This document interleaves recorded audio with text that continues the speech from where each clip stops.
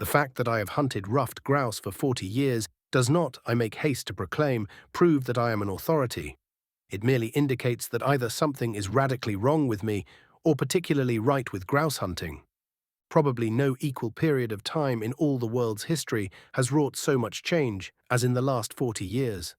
And that change is markedly apparent in almost every species of American game. 40 years ago, the automobile was still in the experimental stage, as so far as our game is concerned, it would have been much better had it remained there. When I began to hunt grouse, we walked if the covers we intended to hunt were not more than 4 or 5 miles distant. If farther than that, we hitched an old grey mare to the Concord buggy and travelled in the same style as did the millionaires. Both methods were primitive, but there were compensations. Grouse were so numerous that in any country which had not been too heavily shot over, one could pick up 50 to 100 birds sunrise to sunset. No hunter would think of starting out on an all-day jaunt without weighing himself down with at least one box of shells, and 40 was more conducive of a peaceful frame of mind. Market hunting, although officially frowned upon, still flourished, and seasonal bags were regulated mostly by the conscience of the hunter, which, in that era of plenty, was extremely elastic. It was a time that may be looked back upon with regret and not a little shame, but it created superlative grouse shots and superlative grouse dogs as well. The casual hunter could, and oftentimes did, train his farm dog to work the numerous alder runs and drive the birds out to where he awaited them on the bank. Spaniels were common and effective, especially when worked upon flocks of young birds which would readily take to the trees.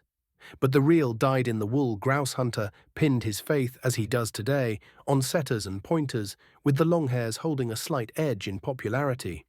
Field trials were still in their infancy and had not at that time begun to show their effect upon our New England grouse dogs, but breeding was not a haphazard affair.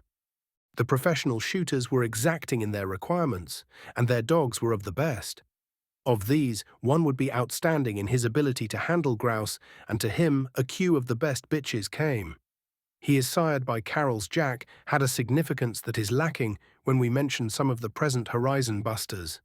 That remark, I am quite positive, will cause my ears to burn, but it still represents my carefully considered opinion. For the thing that makes a dog eligible for the highest honors at Grand Junction is directly opposed to his efficiency as a grouse dog. In order to draw so much as a look from the judges, he must be trained as rigorously as a prize fighter, and even then he is sometimes unable to finish the grueling race. But a properly trained, old-style New England grouse dog would work an 8-hour shift every pleasant day throughout the entire season, and not be half as gaunt as his owner when it had ended.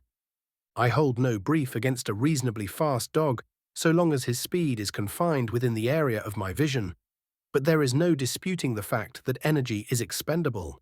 A fast dog will tire more quickly than a moderate one, and it is a tired dog who either misses his birds completely or handles them poorly. Under present conditions, one cannot with any degree of pleasure see his dog muff what perhaps was his only chance of the afternoon. About 15 years ago, the grouse population in New England began to show a marked decline. It was discouraging, but not alarming, for most men who were experienced in the ways of grouse attributed it to the periodic cycle which affects much of our upland game. The marked upward trend has not yet occurred, however. Hunting good covers with a reasonably good dog, we now find that a dozen birds constitute about the limit that may be started in any one day. Nor are these conditions strictly local, for I hunt regularly in 2 states and frequently visit a country so remote that I am positive no other hunter makes a practice of going there regularly, and I find that the scarcity is equally noticeable there. No one factor, I think, is the cause, but rather a combination of unfavorable circumstances. Certainly shooting is not alone covers would hold a greater number of birds. The truth is self-evident, then, that in order to get the utmost satisfaction from each day afield, one's dog should be able to do his part of the job. Another truth, and one that I find disquieting, is that our present-day grouse dogs do not compare favorably with those of even 20 years ago.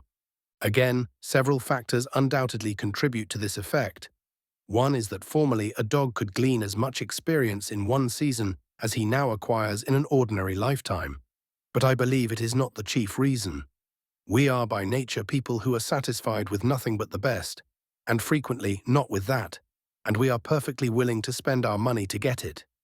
Forgetting or not realizing the fact that a quail dog of championship caliber and an equally good grouse dog are so dissimilar that they might well be classed as two different breeds.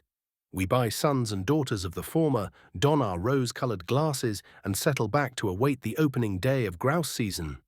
Our chance of not being disappointed is not greater than 1 in 1,000. A real grouse dog is a creature endowed by the gods. He has an instinctive and inherited instinct that might be called grouse sense. That this is a special gift is proved, I believe, by the fact that no truly great grouse dog is equally good on woodcock. He is born a specialist. I sincerely think that were a young man so fortunate as to possess a pair of such animals, he could, in the course of an ordinary lifetime, breed a strain as separate as are the English and Irish setters.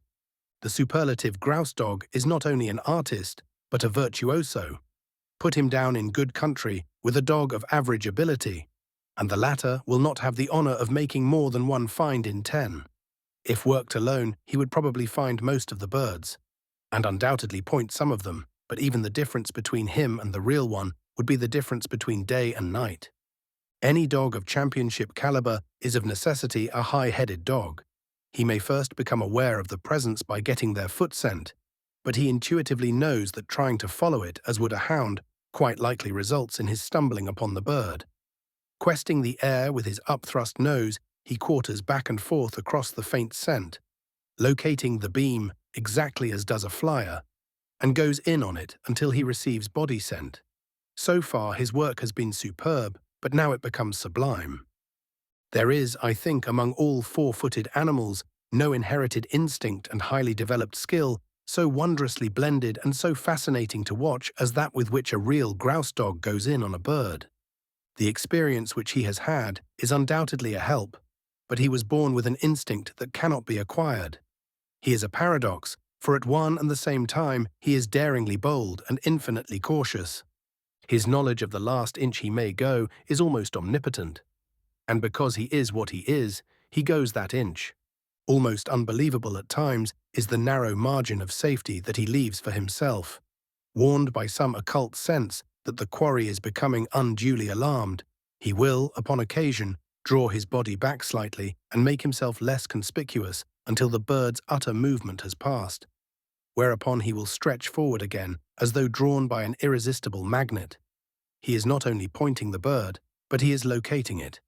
There is a vast difference between shooting over a dog whose point says, "There's a bird around here someplace," and one which says, "He's right here, boss."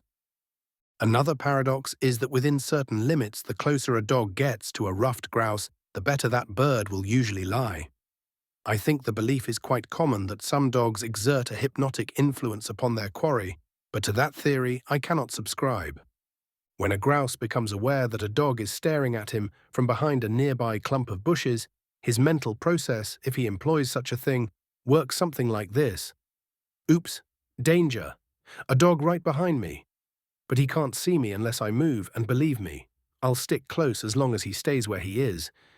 But if he comes this way another inch, I'm leaving.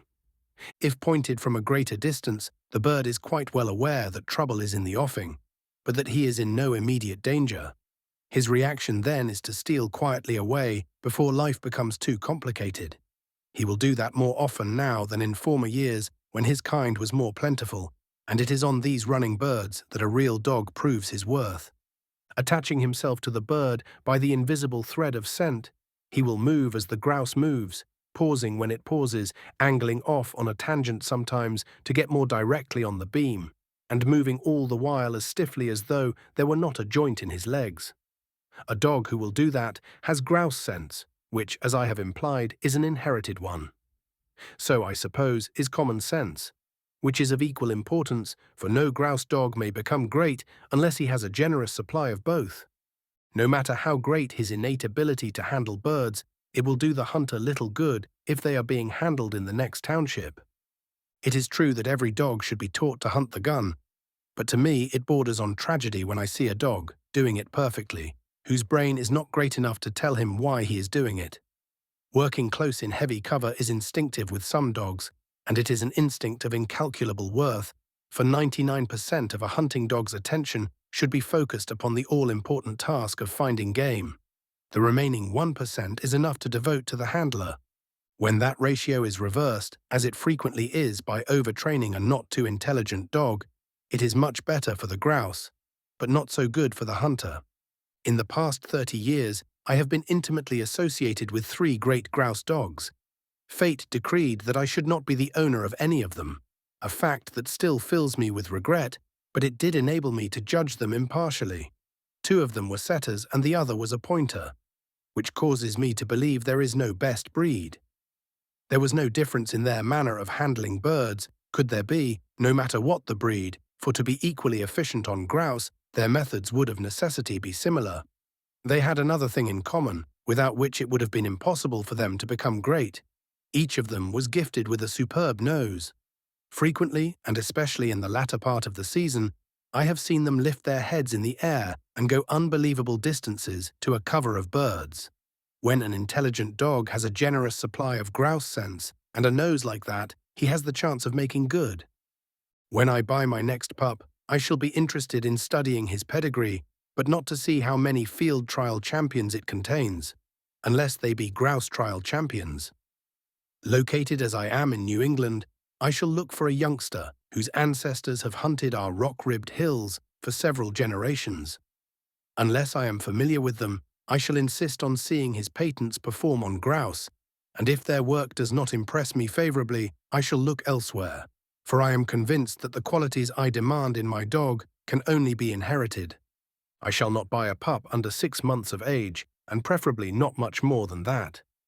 By his conformation then, I can picture quite accurately how he will look when matured, and he will still be young enough to accept me as his god. To have him do that is, for me at least, also an essential thing. If he loves me, he will do a great many things willingly for me that otherwise could only be achieved by the use of force. Neither will I forget that it costs no more to buy a superb grouse dog than it does a fine family dog from the same litter. What can help separate a good dog from a great dog is remembering that a bird dog is an investment, not just in money, but also in time. When I pay for my next dog, I shall keep in the fore of mind that my returns will be measured in the grouse woods, and my investment in training is something that must be both constant and meticulous. That training will include listening to others who have gone before me and made great grouse dogs. Their advice is something I shall treasure. Gunfire, I've been told by dogmen much wiser than me, needs to be introduced through a long, drawn-out courting period. I've seen dogs quiver, their eyes rolling with fear because their masters took their favorite 12-gauge to the training field one day, fired several rounds over the dog's head, saying all the while, "This, old boy, is something you've got to get used to. It will probably scare the liver out of you, but you've got to hear it sooner or later." Well, here she goes. Why shouldn't the dog be frightened when we were a little bit nervous ourselves? Oh yes, we were. Didn't we half close our eyes and brace ourselves against the recoil before we yanked the trigger? If we would desist at that point, the damage might eventually right itself, but we are not content to leave bad enough alone. With a sinking feeling in the pit of our stomachs, we watch the pup tuck his tail between his legs and bolt into his kennel. And when he refuses to come out, we crawl in after him, gun and all. We pet him to reassure him, then force him to smell the reeking gun muzzle and wonder why he trembles more violently. Later, if he proves to be gun-shy, we say, "I don't know what made him that way. I did everything I could do to prevent it. Inbreeding, I guess." If I did deem it wise to give him an early acquaintance with firearms, I would carry a small caliber pistol whenever we went for woodland walks. Unostentatiously, I would draw it and fire a shot whenever the fancy seized me, and by not so much as a look would I betray to him that it was any more unnatural than had I inadvertently chosen to spit. With my pup, though, I'll wait until he is on point. Not necessarily his first point, and certainly not merely because he is pointing. On this important occasion, the stage must be carefully set. The pup must be well in on his bird so that he can see when it takes flight. It must lie well enough for me to get slightly ahead of the dog before it flushes, and the cover must be open enough so that I know I can surely kill the bird. Then, if conditions remain favorable, after it has taken wing, I'll go for it hard. Otherwise, I'll take no chance of missing, but will wait for another setup that is to my liking. I have yet to see a dog become gun-shy when he was locked up tight on a close-lying grouse. If in the near future I suddenly feel the thud of an axe, it will be nobody's fault but mine, for I have repeatedly stuck my neck out. Therefore, if I do it once again, it will make little difference. While my dog is young, I shall make certain that he remains stanch to wing and shot. But after he has had enough experience to steady him, I shall not fret unduly if he breaks shot to retrieve. I have seen lots of dogs bump lots of birds, and I have seen the best of them occasionally miss one. But after half an hour's reflection, I can honestly say that I do not recall an instance when a superlative dog bumped a grouse while going in to retrieve a dead or wounded one. That the inexperienced one may do it, I will freely admit, but not the old master. Probably the normal bird has a stronger or at least a different odor than a dead or a wounded one. But whatever it is, this is all a good dog needs. He will not run down any live birds merely to find a dead one. Live birds are his only excuse for being. Otherwise, we would be using spaniels. The first few seconds after a grouse hits the ground are vital ones, whether you are doing your own retrieving or letting the dog do it. A crippled bird is as crafty as a ringneck about hiding, and if it manages to get to a juniper patch, even a spaniel has a job of work laid out for him. But if the dog gets there while the bird is still trying to orient itself, there is little chance of that bird being lost. Times without number, I have seen dogs, usually so eager to retrieve that they were only one jump behind the shot charge, either refuse to move when a bird fell, or else go carefully ahead a few steps and freeze up solidly again in another productive point. That is an exhibition of common sense, which, as I previously stated, is a must-have in any good grouse dog. When I train my next pup, I shall remember not to work him too frequently in the same cover. A dog's memory is much more accurate than many people think, and if a youngster finds a bird on a certain spot on several consecutive occasions, he is more likely to disregard his nose and point on general principles. Even an old dog, whose education has been such that he should know better, will often develop that fault. So I'll work the pup in new country as much as possible and make him depend on his nose rather than his memory. Then, if we find enough birds, and I can continue to hit one occasionally, and if the pup has enough bird sense and common sense and a good nose, and if, oh, what a lot of ifs there are. If any one of 100 things do not happen to spoil him, it is possible that in 2 or 3 years I'll have that rarest of present-day commodities, a real grouse dog. Republished with permission from Better Grouse Dogs by Burton, 2000. The Grouse Point Almanac, Spring 2000. 2000 by Burton.